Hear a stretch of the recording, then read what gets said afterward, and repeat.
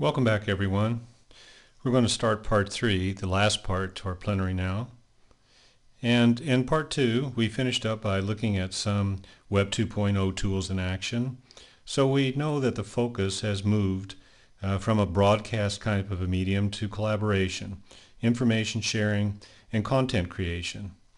And the question that I'd like to talk about now is, do these Web 2.0 tools fit well with modern language learning theory and our current computer-assisted language learning strategies? So I would like for you to look with me at this chart, and the focus is on the progression of computer-assisted language learning. And you notice here we're going from the stage in the 1970s and 80s moving to 21st century integrative call.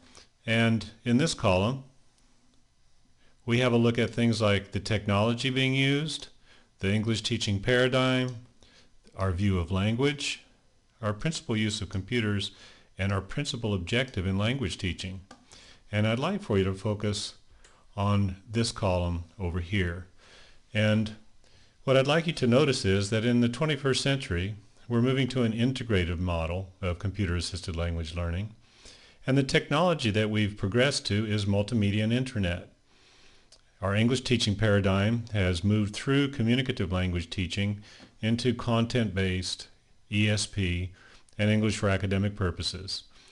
And one very important thing to note is our view of language learning at this point focuses on a socio-cognitive view of language. In other words, language being developed within the context of social collaboration.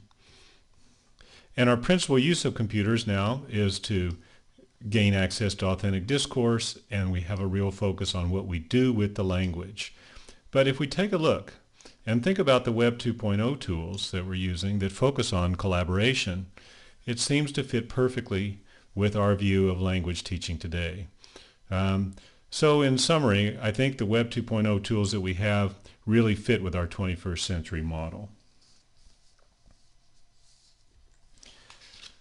So let's transition now into looking at the role of the teacher in working with our digital native students. And I really liked this cartoon and wanted to share it with you, and I hope you find it funny as I did. But really, it has a serious note to it, and I would just say, just as parents have to provide guidance to their kids, teachers, even us digital immigrant teachers, are the experts in guiding our student learning. And talking more about this question of do our digital native students really need guidance, I refer again to Thomas Friedman's book and this quote. As you can see, and as you already know, the web, especially with its increasing rich multimedia resources, it's an amazing asset for us. However, there are hazards to be avoided, and we as teachers have the responsibility to bring our wisdom and experience to bear on our digital native students in order to give them the best possible experience. So yes, they do need some guidance. They definitely do.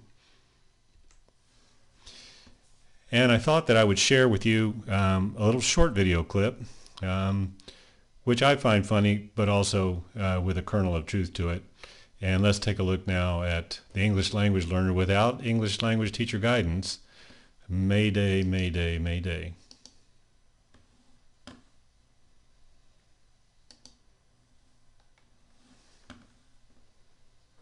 Das hier ist mein Sektor. Das hier ist das wichtigste Gerät des Küstenwächters. Das Gerät und das Gerät. Überlebensradar.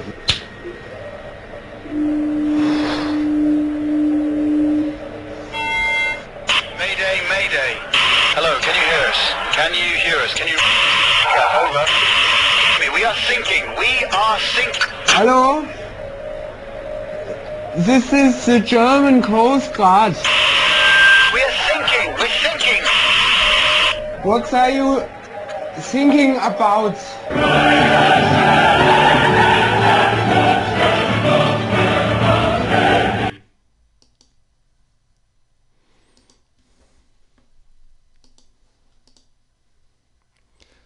Well, I'm hoping that there's some chuckles still rumbling around the room. And I do enjoy that. I enjoy that a lot. But it does have kind of a serious lesson there. a student with an English language teacher would have some context for May Day, May Day, May Day, and wouldn't make a mistake like this English language learner did. And I think it just goes to show that English language teachers are important in every step of the process. So